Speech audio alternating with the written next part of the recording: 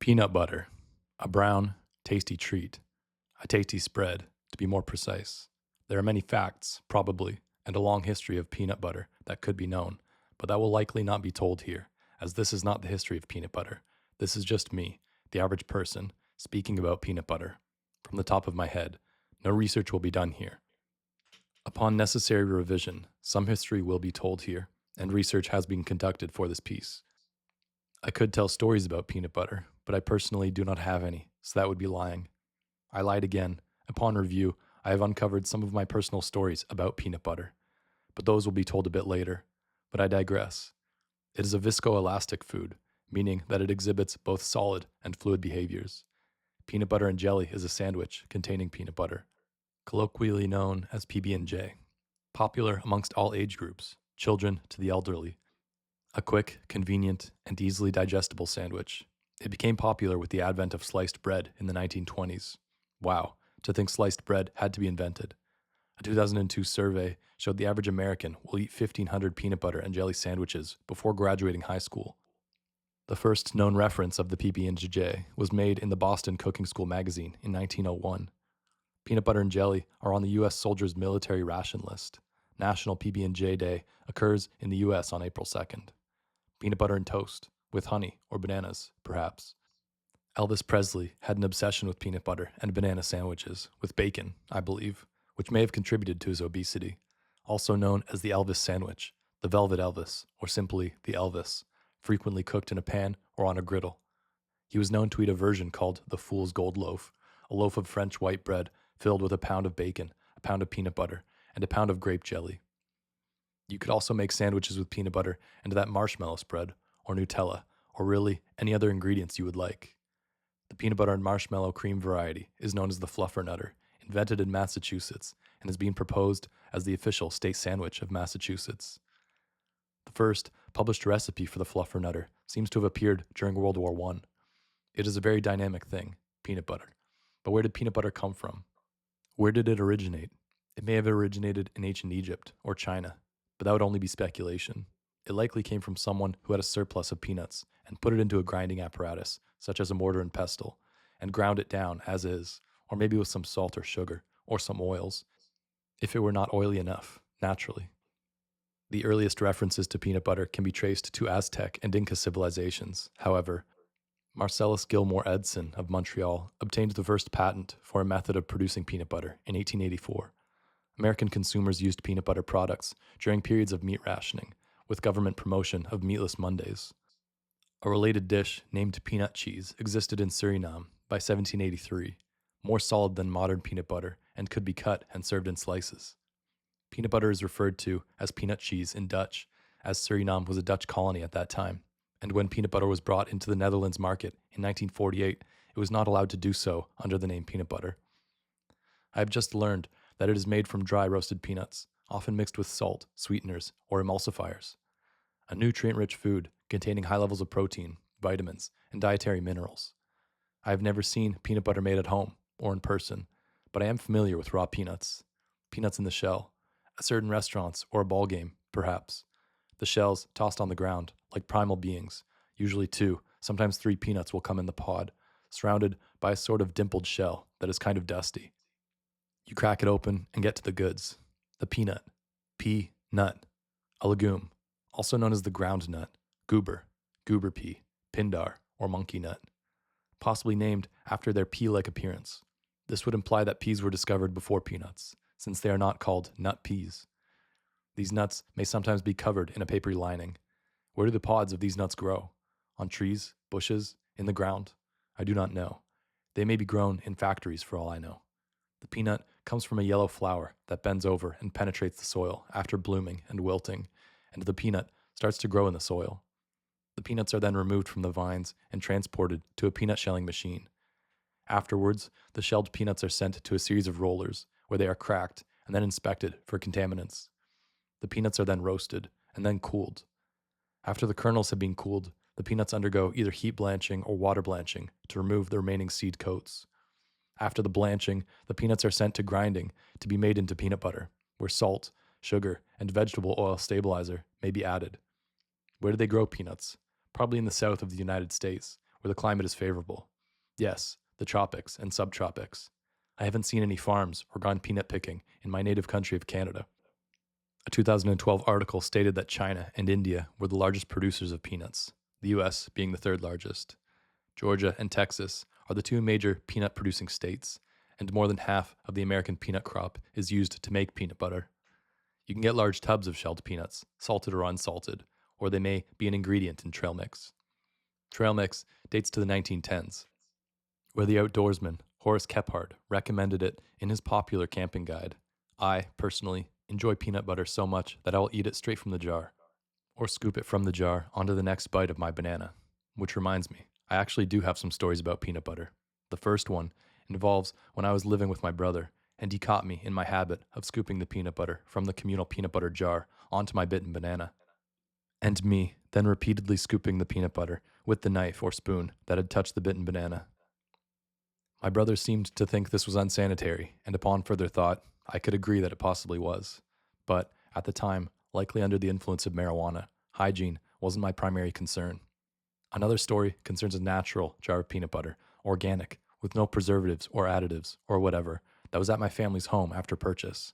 I believe it was sitting upside down to try to get the top sitting oil to mix in with the rest of the substance, and the peanut oil leaked out all over the counter or something, creating a mess, probably on more than one occasion. My mother used to use an immersion blender to mix these oily, natural peanut butters, but I don't believe that she does anymore. She just buys other brands that don't require such intervention.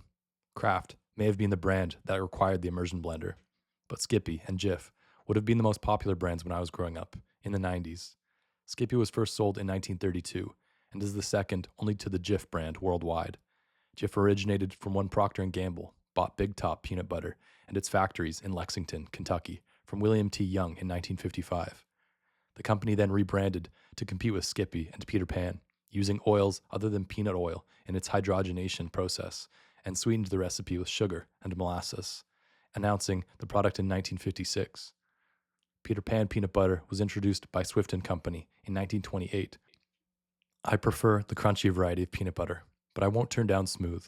I will also put a hefty scoop into smoothies. Good fats, healthy fats, they say. Nowadays, there's a wealth of choices of peanut butter brands at the average grocery store. It is as if the green or organic food wave introduced the idea of just making peanut butter out of peanuts, as it never had before, back to its origins, which modern generations had never known. The stuff I grew up on was more of an icing than peanut butter. On a road trip across the US, a friend and I often snacked on Jif peanut butter on bread. And from this natural nut butter, many varieties of nut butters have been developed and succeeded, such as almond butter or cashew butter. But that is off topic. Is it true what people have said about putting peanut butter in private places and coaxing domesticated animals to lick it off? I hope not, and I hope I don't know or have ever encountered such a person. It seems like a scary idea. Peanut butter is a butter, meaning what? I always thought that butter only referred to the dairy product. So is butter a broader term for under which the paste made of peanuts satisfies enough criteria to be qualified as butter? Or does it just resemble butter? I'm not sure. I'm going to guess the latter. I guess there are other butters, such as shea butter. I don't actually know what shea is. And cocoa butter, again, are these just named for their resemblance to the capital B butter? The plain old dairy butter? I'm starting to think so. But aside from those and nut butters, I don't know too many other butters. It has been confirmed that in fact that name derives from the relation to an equivalent dairy product that people are familiar with. A slang term for peanut butter in World War II was monkey butter. Wonder Bar is the closest thing to a chocolate bar containing a peanut butter filling, also known as the Star Bar in some countries. Launched in 1976 by Cadbury. But it's not quite peanut butter in a Wonder Bar, just a peanut paste. Perhaps how the very first peanut butter may have been. Just crushed peanuts, nothing more, nothing less. Crispy Crunch, another Cadbury product, was developed in 1930.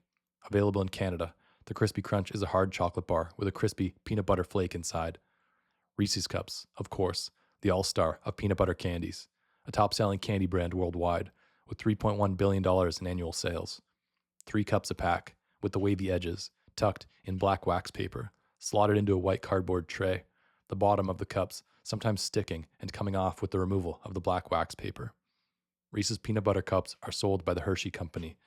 They were created in 1928 by H.B. Reese, a former dairy farmer and shipping foreman for Milton S. Hershey.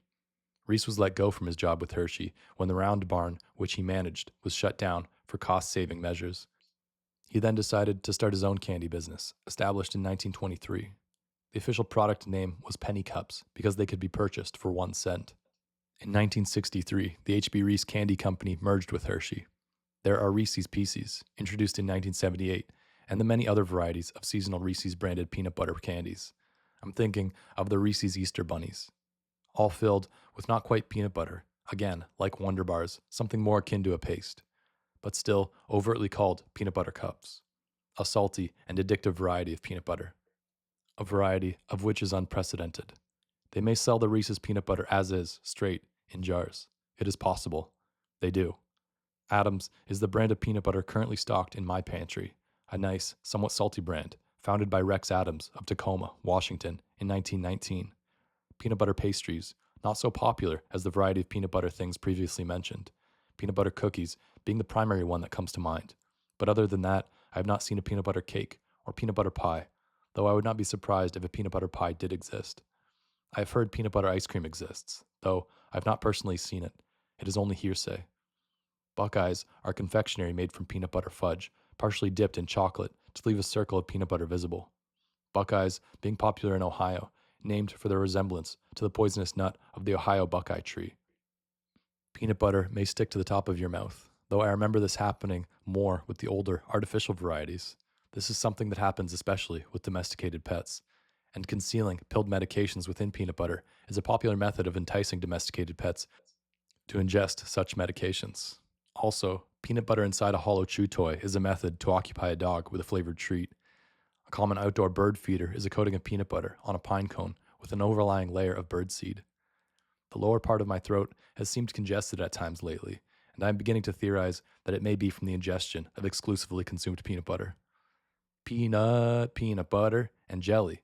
This song, titled Peanut Butter, originated from Barney and the Backyard Gang, first appearing in A Day at the Beach, a 1989 direct-to-video release. Peanut Butter and Jelly by the Buckwheat Boys is another peanut butter song, which, through research, it has been revealed, became a popular internet meme after an animated music video featuring a dancing banana garnered attention online, gaining such popularity that it was referenced in the TV show Family Guy. I had a friend, perhaps a few friends, who used to often sing this song when we were in high school, a time when we'd watch Family Guy. But I don't remember the song being in the show and which episode that would be. At this time, please let me excuse myself as I eat a scoop of peanut butter. Very good. Ants on a Log is a snack which is celery with peanut butter and raisins placed on top, though the spread and topping may take many other forms. Ants on a Log is presumed to have originated in the 1950s and is recommended as a healthy snack by McKinley Health Center at the University of Illinois at Urbana-Champaign. Plumpy Nut is a peanut-based paste used to treat severe malnutrition in children. Peanut butter can come in glass or plastic jars, and possibly small packets like are provided at a continental breakfast bar. Plastic peanut butter jars are difficult to clean out for recycling purposes, I have found, but not too hard, I suppose, with the use of some hot water and dish soap left to soak. I've just been reminded of Ritz peanut butter crackers. Those are very good, actually, and I haven't had them in a very long time. Peanut butter sandwiched between 2 Ritz crackers, the filling, which if my memory is correct, seems to be more on the dairy butter spectrum of peanut butter, in taste and texture, though I could be wrong. It is a different variety of peanut butter, anyhow. And pirate cookies, how could I forget?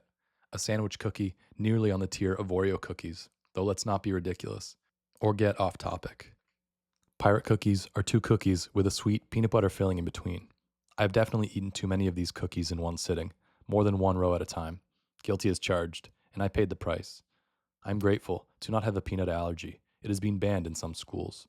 All of these consumables off of the table. I simply cannot imagine. Perhaps a little taste of peanut butter could be afforded, though, without too much trouble.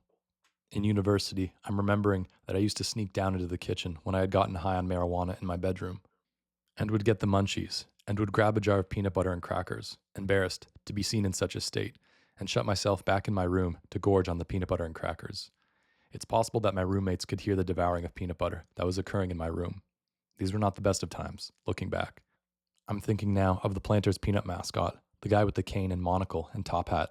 He must have a story. Mr. Peanut was created by grade schooler Antonio Gentile in 1916 for a contest to design the company's brand icon. But let's not get distracted. I've seen peanut butter and bacon on burgers. A restaurant here called The Works does those. I wonder if for chunky peanut butter, they just mix and grind and process peanut butter less, or if it starts from the same foundation as the smooth peanut butter, and some peanut chunks are just added to it at the end.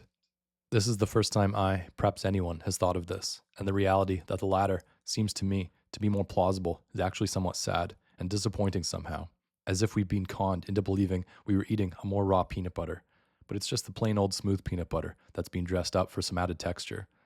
I'll admit it, I'm a little upset about this, though this is likely not to be the case with more natural brands.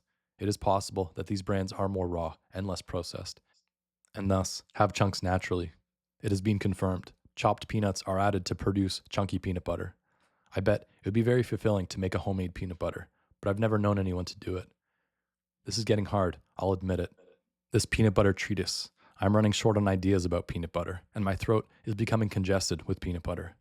The natural peanut butters, if not thoroughly mixed, can leave the bottom portion of the substance in the jar to be dry and pasty, and sometimes unusable. Thus, the immersion blender, a la my mother. Ingredients, peanuts. That's the kind of peanut butter I want to be dealing with. For me, it is important to scrape the insides of the jar, including the underside of the inner rim, and of the lid. We must get every last bit of the precious spread. Peanut butter. What can I say? What have I said? I've said all there is to say, and more. I'm stalling. The Peanut Butter Falcon is a heartwarming comedy drama film from 2019, starring Shia LaBeouf. I'm not sure of the relevance of peanut butter in the title, or if it is ever referenced in the film. I did see the film, and I enjoyed it, but I forget. To finish, why not a short fictional tale involving two peanut butter empires? The year was 1976 in Orrville, Ohio. It was the first week of spring training for the Orrville High School senior football team when Charles "Chuck" Skippy, heir to the Skippy peanut butter empire, second largest peanut butter empire in America, arrived.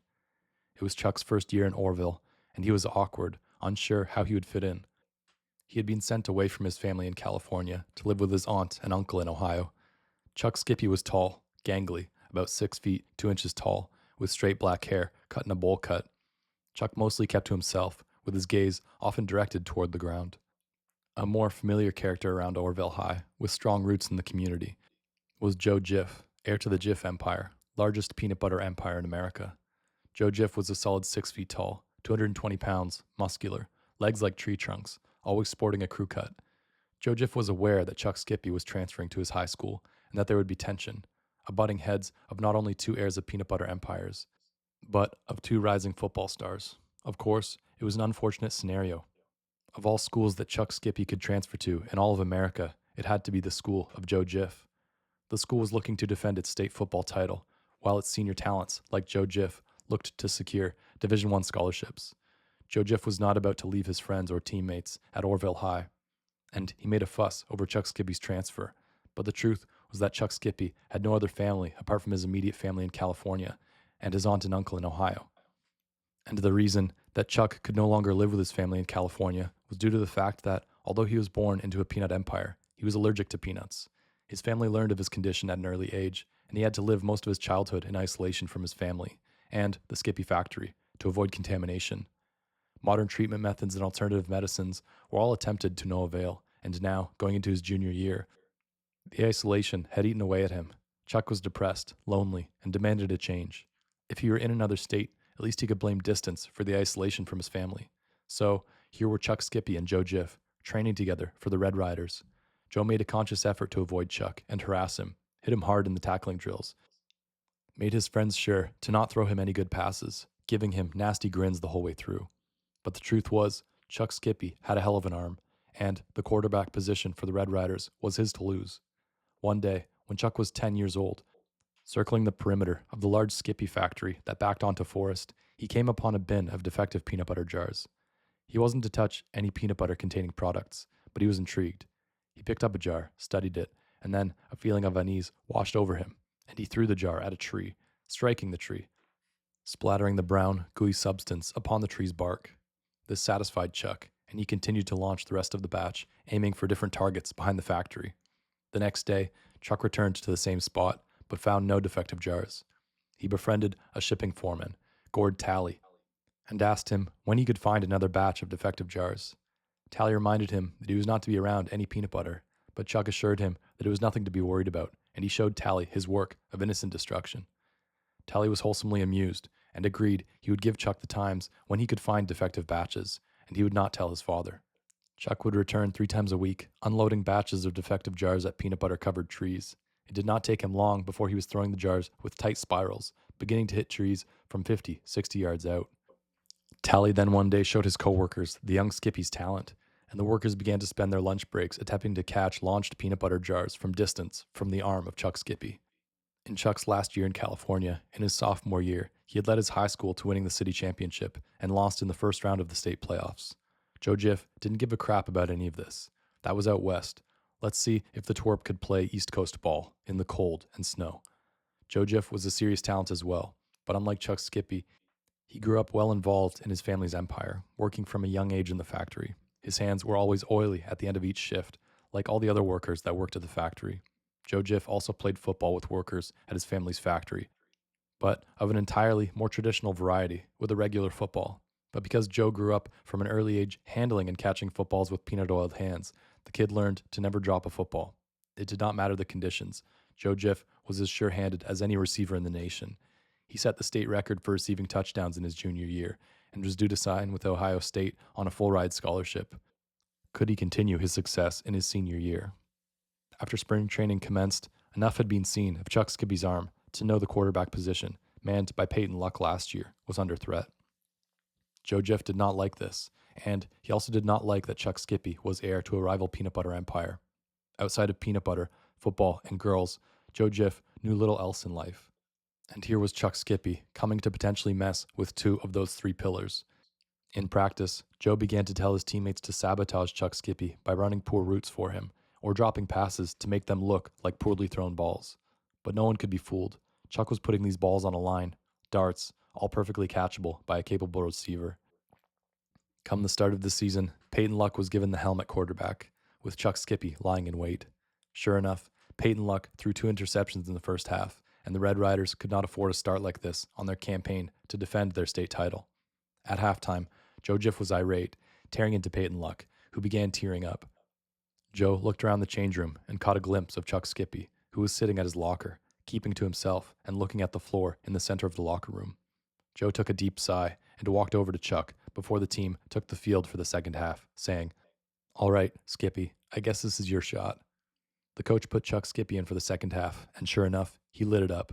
He threw for 4 touchdowns, 2 to Joe, and led the Red Riders to a 35-21 victory.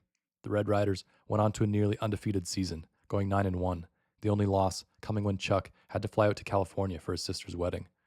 Throughout the season, Chuck Skippy and Joe Jiff developed a strong connection, thick as peanut butter, you could say. Joe, being Chuck's first option at wide receiver, catching anything Chuck threw in the cold, wet, and sometimes snowy Ohio climate. They also developed a deep bond over their unusual childhoods, Chuck having been isolated from nearly all family operations, and Joe, always being seen as so spoiled, privileged, found it difficult to relate to other kids growing up. He, having grown up in a posh, 16-bedroom mansion, the largest home in Ohio.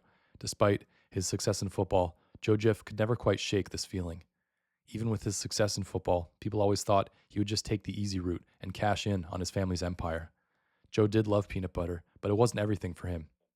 And he became tired of the familial relation, and for now, Joe Jiff just wanted to play football. Chuck Skippy could relate. The pair would go on to lead the Red Riders to defend the state championship, and a year after, Joe Jiff had played his first season at Ohio State. Chuck signed for Ohio State as well, and followed his new pal to college, where they would room together and continue their winning ways.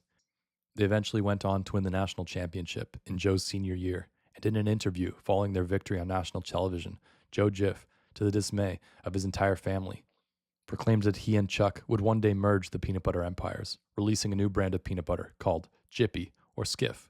The name was still to be finalized. 2 stars in the making, they were, and that's the kind of peanut butter I want to be eating, the stuff of dreams. Now, let me go unclog my peanut butter congested throat.